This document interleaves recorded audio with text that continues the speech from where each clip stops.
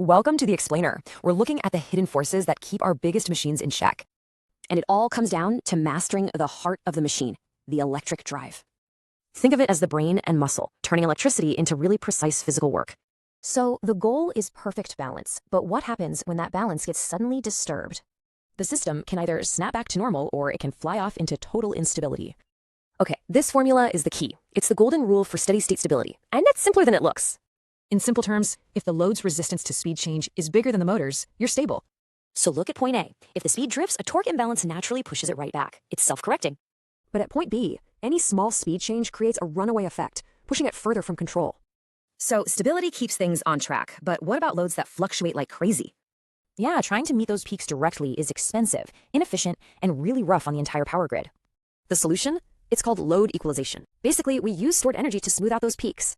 How? By mounting a flywheel on the motor shaft. This thing acts like a mechanical battery. So the flywheel releases energy for the heavy work, then recharges when the load is light. Simple, right? And this graph just shows it perfectly. The load torque spikes, but the motor torque stays pretty smooth. Now, for this to work, you need a special motor, one that naturally slows down under heavy load. The result is you can use a much smaller motor to handle a load with massive peaks. So let's recap. Stability gives you precise control, while load equalization brings efficiency and protects the grid.